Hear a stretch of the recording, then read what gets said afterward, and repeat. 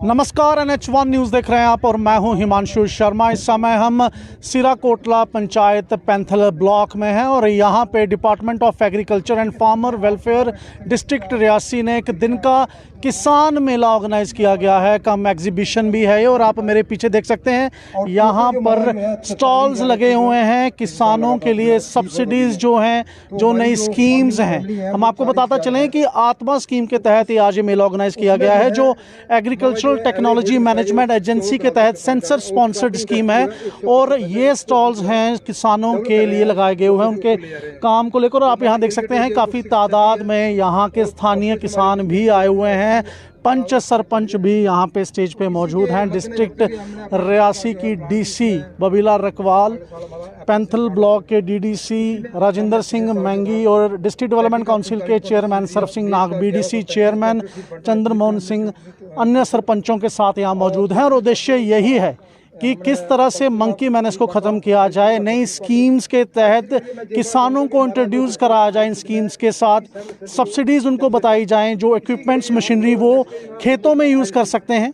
और सबसे ज़्यादा जो तवज्जो दिया जा रहा है वो लेमन ग्रास की प्रोडक्शन को लेकर आज किसानों को दिया जा रहा है, क्योंकि रियासी डिस्ट्रिक्ट में मंकी मैनेज बहुत बड़ा हुआ है। और इसी को लेकर डिस्ट्रिक्ट जो एडमिनिस्ट्रेशन है उनका यही रहता है कि लेमन ग्रास की प्रोडक्शन को तवज्जो दी जाए, ताकि मंकी मैनेज से किसान छुटकारा पा सकें और ज़्यादा पैसा कमा सकें। किसान मेला ये जो आत्मा एक स्कीम है हमारी गवर्नमेंट ऑफ इंडिया की, सेंट्रल स्पॉन्सर्ड स्कीम है, उसके तहत हमने अलग अलग तरह की आईसी एक्टिविटीज़, चाहे वो it can be the form of training, it can be the form of workshop, it can be various awareness programmes. तो उसके तहत जो कंपोनेंट में, जो आत्मा कंपोनेंट में, ये एग्रीकल्चर डिपार्टमेंट ने रियासी डिस्ट्रिक्ट में ये एक 1 डे प्रोग्राम रखा है, जिसको हम किसान मेला भी कहते हैं, जहाँ पे किसानों को अलग अलग तरह के जो इंटरवेंशंस हो रहे हैं, चाहे आप साइंटिफिक इंटरवेंशंस बोलेंगे, वो इंटरवेंशंस करके वो अपनी प्रोडक्शन को जो है कैसे इम्प्रूव कर सकते हैं, इन्हांस कर सकते हैं 2 गुना 3 गुना, उसी के ऊपर ये सारा का सारा मेला है।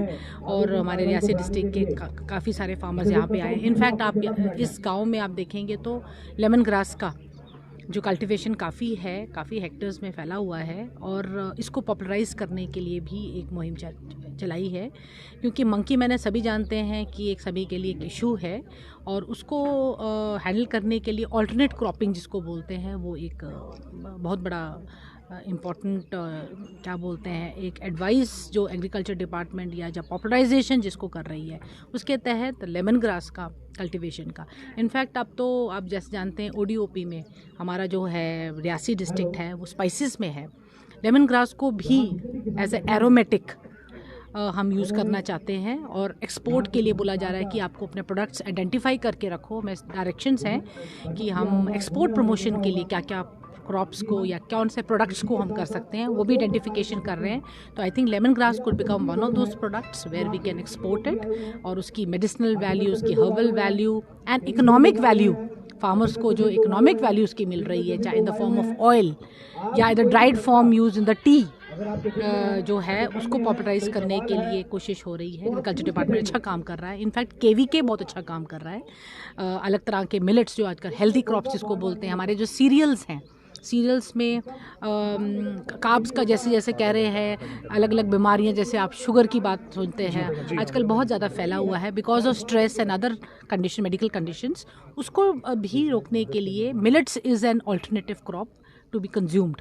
तो इसलिए उसको भी पॉपुलराइज कर रहे हैं, उसको भी अलग अलग टाइप की वैरायटीज़ इन्होंने डेवलप की, और इस साल खरीफ के सीज़न में they are going to give it to the farmers, ताकि वो अपने क्रॉप्स लगाकर अपनी मिलेट की जो आप मार्केट वैल्यू देखेंगे तो बहुत अच्छी है। You have a good cost, आपको अच्छी मिल सकती है उसकी। मैम, हाल ही के सालों में ऑर्गेनिक फार्मिंग को काफ़ी बूस्ट दिया जा रहा है। क्या हमारे यहाँ पे भी, अगर रियासी डिस्ट्रिक्ट की बात करूँ, तो ऑर्गेनिक फार्मिंग को लेकर एब्सोल्युटली बूस्ट दिया जा रहा है? ऑर्गेनिक फार्मिंग के लिए भी आप अगर आप कई काउंटर्स देखेंगे, if you go through the entire counters जो यहाँ पर प्लेस हैं, उसमें ऑर्गेनिक फार्मिंग के ऊपर चल रहा है।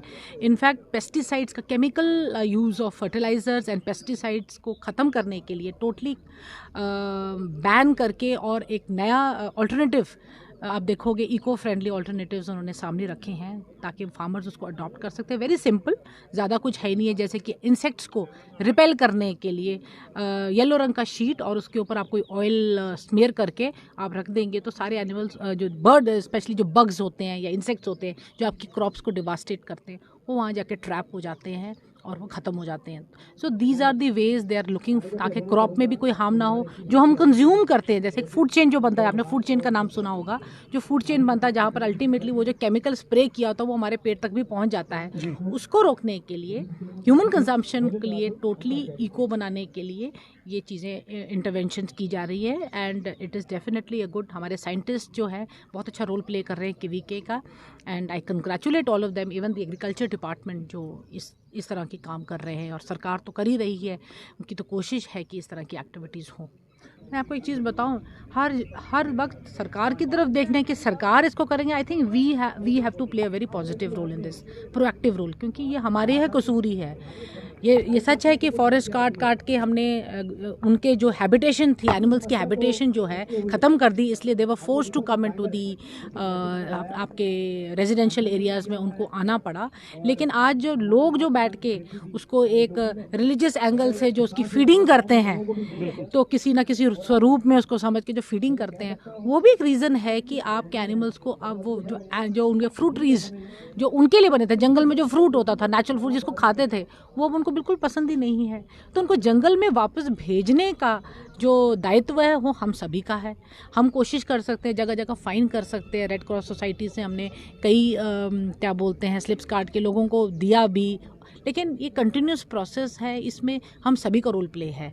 इसमें सिर्फ एडमिनिस्ट्रेशन का ही नहीं है। वाइल्ड लाइफ ने बड़े बड़े वहाँ पे पोस्टर्स लगा के इतने लोगों को दिखाने की कोशिश की। अगर लोग इसको भी नज़रअंदाज करेंगे, this things will just not stop. तो ये पूरी की पूरी community as such we have to rise and fight against it. It is not just the administration which will fight, everybody has to fight for it.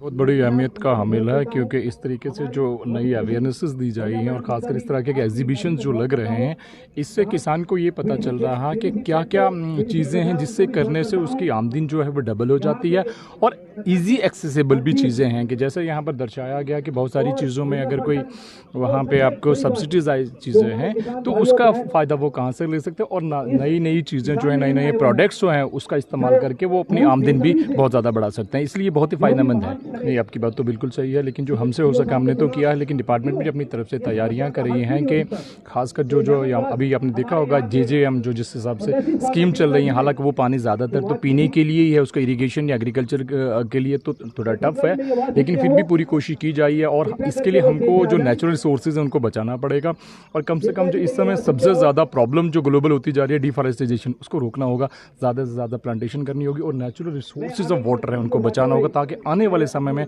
हम अपने बच्चों को पानी दे सकें।